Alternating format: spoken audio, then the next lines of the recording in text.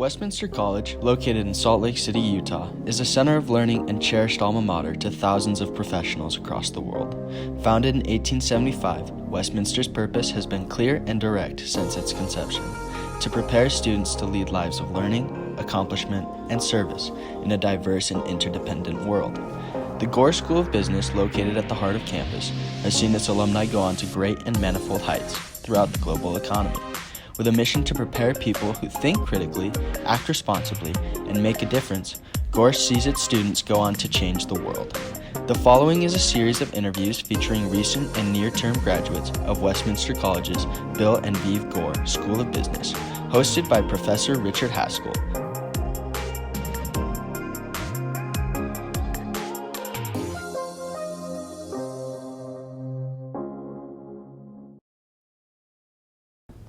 So we're here with Anel Alagic today, and Anel works with the Westminster Center for Financial Wellness and in the co-op program. So Anel, thanks for spending some time with me today. Thanks for having me. You bet.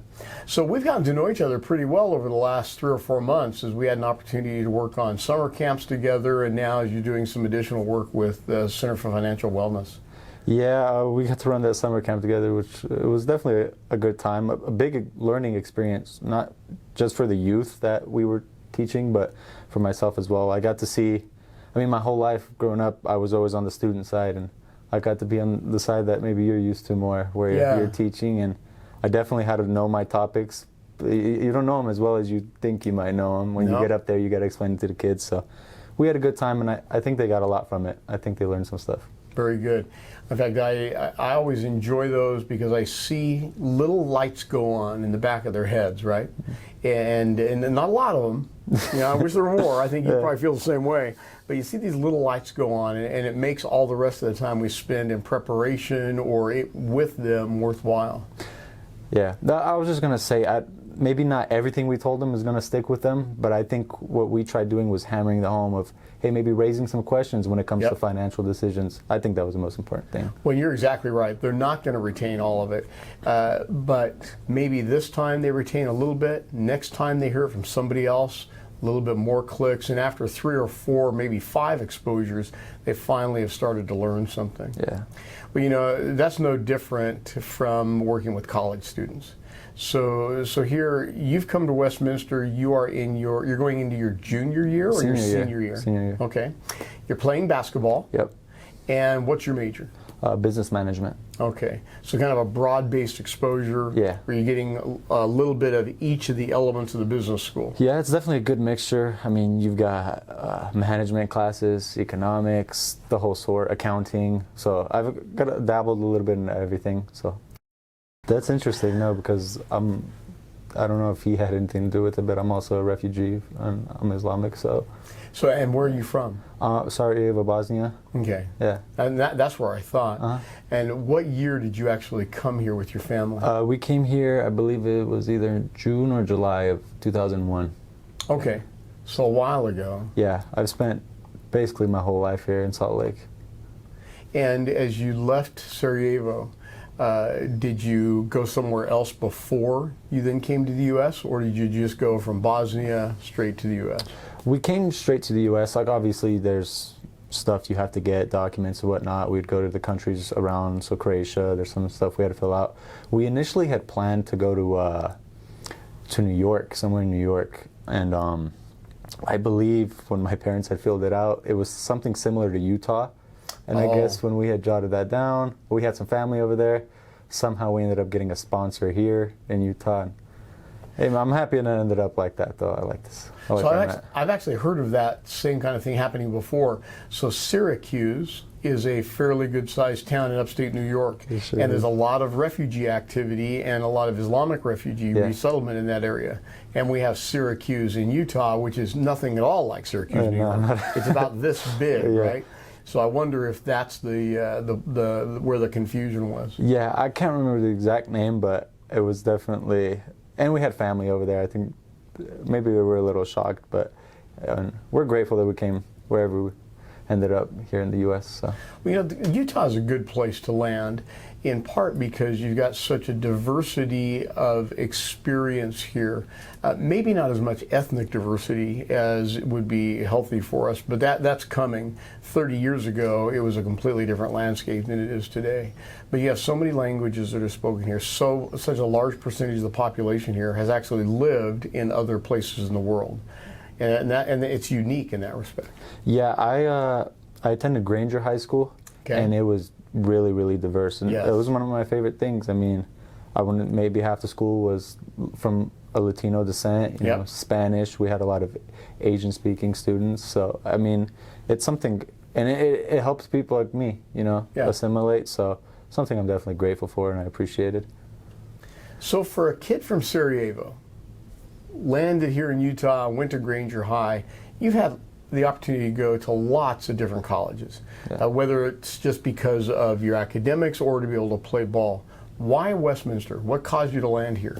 I mean, growing up in Salt Lake definitely had a big impact on it. I mean, it's 15 minutes from my house, but I wanted to play basketball, but my parents have always hammered academics. And so the decision between the University of Utah and Westminster, I looked at both. My sister graduated from the U, and nothing against them, but here I really like, I mean, you get in a class and there's 10, 15 kids, and you get to know them, you get to know the teachers. It's more than just learning the topic or whatever the discussion may be about. You're building connections, relationships, and that's what I decided on. Well, I think the small class environment that we have is a real benefit for some students. Others, it's not a big deal, but for some, it makes all the difference in the world for them. So you've been here for 3 years. You've got 1 year to wrap all of this up. You'll graduate. What happens after that? I've thought about, you know, going on. I've thought about law school. It is expensive, but maybe a worthwhile investment. I've had a great time. I'm doing this internship currently, and I'm not going to be able to do it during the year we've discussed because of basketball, but I would love to join back up and maybe pick up from there. So law school, what is it about law school that's attractive to you? I mean, it's a lot of work, man. It is definitely a lot of work.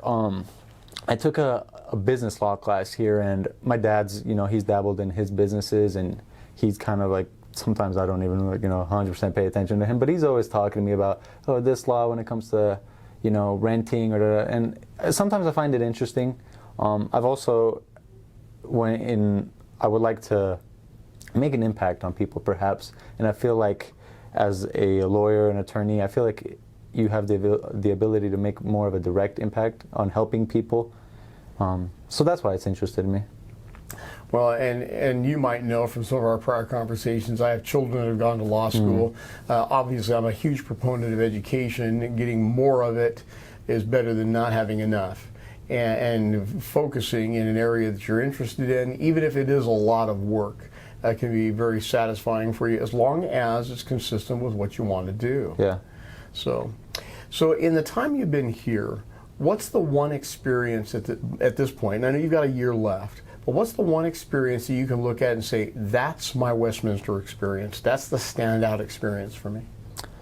Honestly, it's got to be the summer camp. I mean, I've had a basketball, it's cool, but I've played basketball my whole life. But it really took me out of my comfort zone. I had to go up there. I had to go up there. I had to talk to those kids.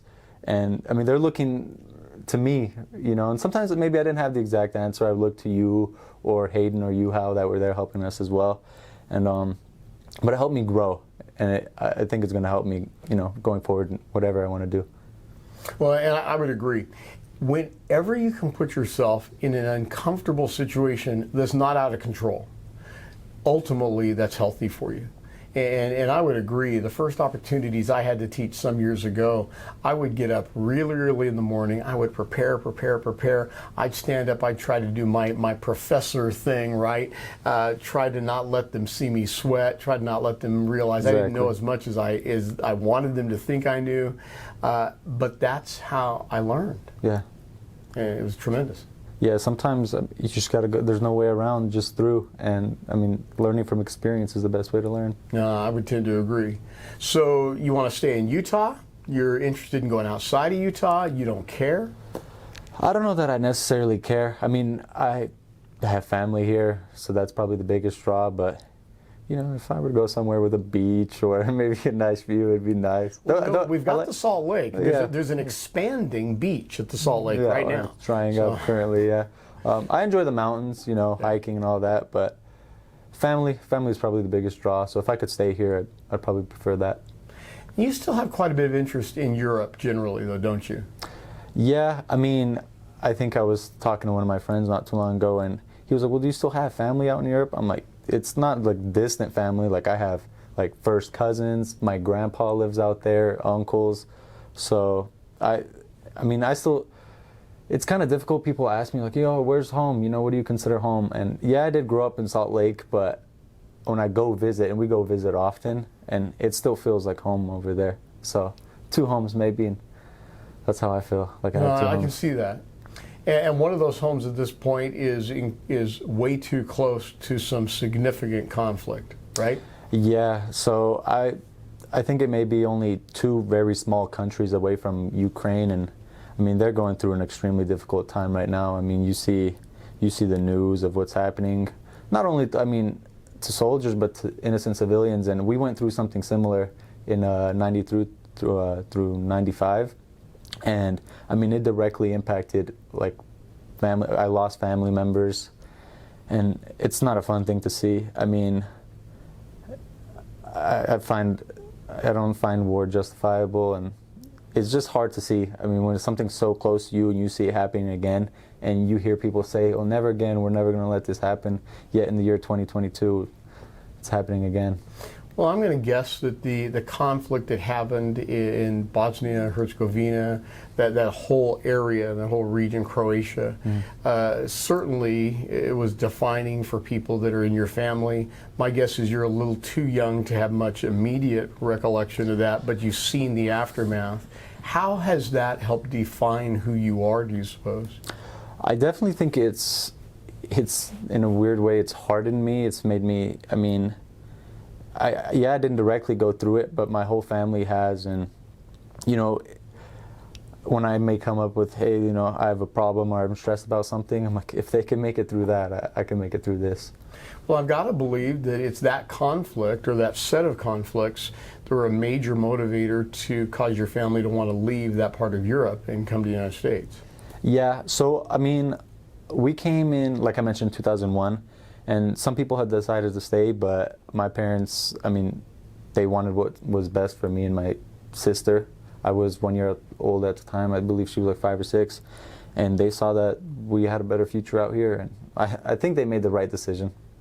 How do you think that the war in Ukraine is going to affect the generations that are living with it? You've seen how the war and the conflicts in your part of Europe affected you, cousins, aunts, uncles, etc. Imprint that now on the generation that is growing up in Ukraine. How's that going to affect them? Maybe just, I would go with trauma and a lot of distrust. Maybe, I mean, obviously Ukraine, I believe they have a lot of family. Maybe they have family members in Russia. Russia has family members in Ukraine. If you're building that distrust, and it's hard, it's not easy. I mean, I pray this ends sooner rather than later, but how you continue from there, how you patch those relations, I'm really not sure. It's a difficult thing to do, and I mean it affects everybody that lives there. Well, conflict like that, war, just disrupts the fabric of our lives. Yeah. That's all there is to it. The economic fabric, the emotional fabric, our whole trust systems. There's nothing that is easy to recover from about that. Yeah. Nothing. Well, I appreciate you spending some time with me. I look forward to this next year, being able to do a little bit more work with you. I know you're going to be on the basketball team. We're not going to see you around the CFA very much, but my guess is you'll be around a little bit more than some students. And I look forward to spending that time and getting to see you use some of those things you picked up in the summer camp and in your major as you then head towards graduation and then launch out into the job market. Yeah. Thanks for being with me today. Thank you. My name is Rick Haskell, and I'd like to thank you for watching this video as part of the Grads of Gore video series. In this series, we highlight graduates from Westminster College's Gore School of Business, brought to you through the Center for Financial Wellness. We'd like to invite you to follow us on social media at our Instagram, YouTube, LinkedIn, and Facebook sites. You're welcome to use the QR codes provided or simply go to this site. Thank you.